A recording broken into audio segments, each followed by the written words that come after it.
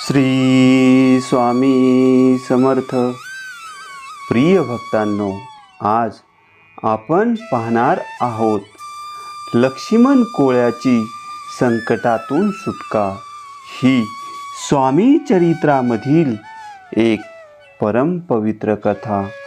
भक्तांनो, स्वामी चरित्रामधील अशा कथा ऐकणे ही एक प्रकारे स्वामींची सेवाच आहे. स्वामींची सेवा केल्याने जीवनात सुख, समाधान, शांती प्राप्त होते. अशा या परम पवित्र कथेला सुरुवात करण्यापूर्वी कमेंटमध्ये श्री स्वामी समर्थ असे लिहून स्वामींचे आशीर्वाद मिळवा. श्री स्वामी समर्थ. स्वामी सुतांनी समर्थांची कीर्ती मुंबईत अटके पार नेली होती. मुंबईतील अनेक जाती धर्माचे लोक स्वामींचे भक्त झाले होते. वास्तविक कोळी समाज शहरातील वस्तीपासून लांब राहत असतो. त्यांच्या दिनरात कामामुळे त्यांना बाकीच्या समाजात काय चालते याचे ज्ञानही नसते. परंतु मुंबईचा एक लक्ष्मण नावाचा कोळी स्वामींचा परमभक्त होता. त्याचा गलबताचा व्यापार होता. सगळे आयुष्य त्याने समुद्रातच घालवले. तो स्वामी समर्थांचा भक्त जेव्हा वेळ मिळेल तेव्हा अक्कलकोट येथे स्वामी दर्शनाला जात असे. तेथे काही दिवस राहून मनपूर्वक सेवा करायचा. समर्थ हे परब्रह्माचे मूर्त रूप आहेत हे त्या कोळ्याला अनुभवाने ठाऊक होते. कधी कधी त्याचे जहाज भर समुद्रात असताना प्रचंड वादळे येत असत. जेव्हा जहाज गरगरा समुद्रात फिरत असे तेव्हा लक्ष्मण कोळी समुद्रातून प्रवास करताना स्वामींचा धावा करीत असे. त्यावेळी स्वामी जहाजावर बसले आहेत असे त्याला डोळ्यापुढे दिसत असे. त्याला त्या क्षणी परमानंद व्हायचा. स्वामी आपल्याबरोबर आहेत.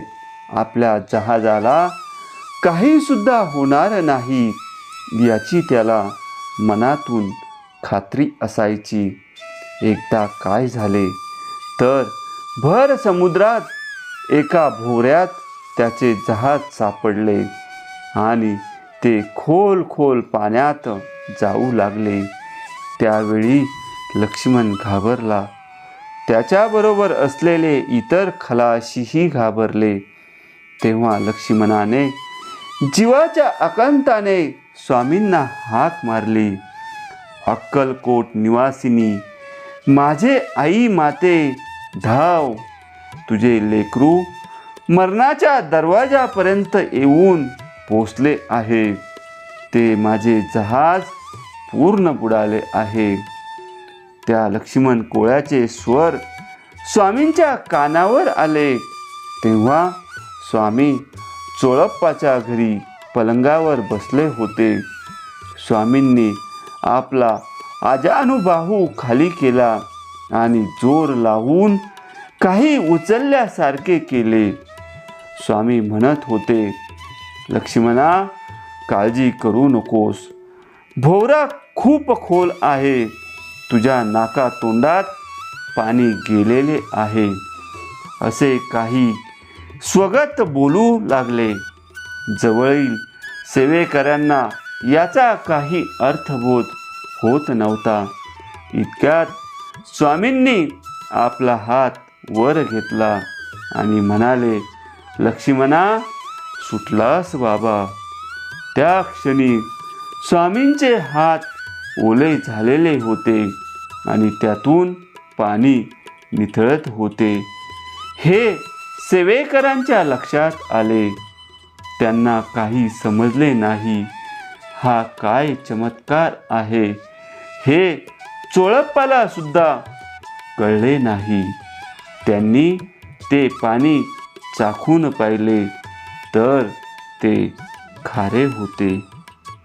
त्यावेळी चोळप्पाने न राहून स्वामींना विचारले, स्वामी, हे खारट पाणी कुठून तुमच्या हाताला लागले? तेव्हा स्वामी चोळप्पाला म्हणाले, अरे, त्या लक्ष्मणाचे जहाज भोवऱ्यात सापडले होते. ते उचलले आणि किनाऱ्याला आणून ठेवले. तरी सुद्धा तेथील कोणालाच स्वामींच्या बोलण्याचा अर्थ समजत नव्हता. परंतु 2 दिवसांनी जीव वाचलेला तो लक्ष्मण स्वामींच्या दर्शनाला अक्कलकोटला आला व स्वामींच्या जवळ येऊन त्याने त्यांच्या चरणावर डोके ठेवून अश्रूंनी त्यांना अभिषेक केला. तो लक्ष्मण म्हणाला, महाराज, आज आपण मला व माझ्या खलाशांना जीवदान दिलेत. आज मी धन्य झालो. श्री स्वामी भक्तांसाठी असे नेहमी संकटात धावून येतात. स्वामी भक्तांना त्यांचे अस्तित्व नेहमी जाणवत असते व आपल्या पाठीशी समर्थ उभे आहेत याची खात्री होते. काळालाही दूर करण्याची शक्ती संत देती, करिता त्यांची श्रेष्ठ भक्ती. भक्तांनो, अशा प्रकारे स्वामी चरित्रामधील ही लक्ष्मण कोळ्याची कथा संपन्न झालेली आहे. पुढील पवित्र कथा ऐकण्यासाठी चॅनलला सबस्क्राईब करा. श्री स्वामी समर्थ.